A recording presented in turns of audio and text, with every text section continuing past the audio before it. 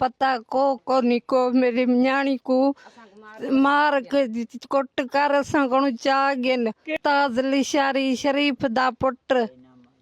बेमालूम बेन बस असाडी मदद करावे लंजार साहब मदद करावे असाडी गरीब मिस्कीन माण्हू रात खाऊं डी बैठूं थे असाडी मदद करावे मां खट ते आज चौथा डी है मेरी न्याणी अगवा थी गई है 10 पता को नहीं पिया पौंदा दागी कानी चाड़ी असां को चौथा डी खैर दस जुबरिया है असां दागी मास चागन नडड़ी असा दे घरी धाणी मुमताज लाचारी शरीफ जो पुट असा जुल्म करे वियान नाक ना बालक न्याणिया असांजी मदद कयो सरकार असांजी परवैशा शामीर जी धी आ गोठ टिंडू लाचारी मां अब असांजी मदद करन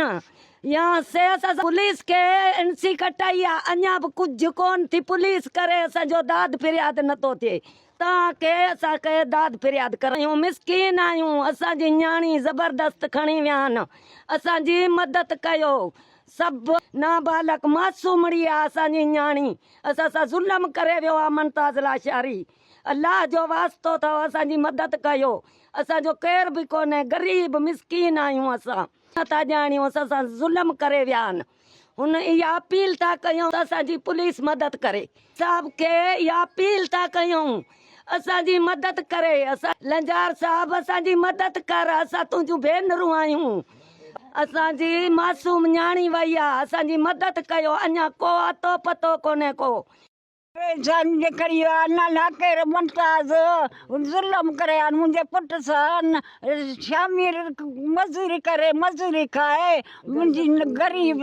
रात सां ॾींहुं वेठा जुल्म करे भड़वा मुमताज लिशारी काबल जो भाणिजो मुस्ते जो भाणिजो शबीर जो भाणिजो असां जुल्म करे नंढड़ी पेसन छोकरी 15 साल अथसि कुझु कंदी ॻाल्हि न अलाह कहिड़ो कस्तारो भड़ो मारियो नालो हमीरा मुंहिंजी भाइटी आहे नालो नवीन परवेश अथसि जेको हितां ज़बरदस्ती मंठार उर्फ़ मनु वलद शरीफ लाचारी उहो खणी विया नामालूम ॿिया माण्हू गॾु हुयसि जेको असां सदुजा थाणे ते पहिरीं NC कराई पुलिस वठी आयासीं हिन ॾोहारी खे में असांजो शक आहे उनखां पैसा वठी पुलिस वापसि हटी वई पीउ उनजो फरियादी गॾु हुयो उनखे चयूं तूं हल सदुजा थाणे जी उन खां पोइ हीउ मुंहिंजो भाउ आहे हिन जी न्याणी आहे ऐं नामालूम माण्हू बि कठे हुयसि जंहिंजी उमिरि तक़रीबन 13 खां 14 साल जी थींदी बस वारनि अमलदारनि खे इतला आहे त असांजी छोकिरी ज़बरदस्ती सां खणी वियो आहे ऐं उन जो बेफार्म बि असां वटि आहे हीअ जंहिंजे लाइ असांजी अपील ॿुधी वञे उन्हनि खे इहो अर्ज़ खे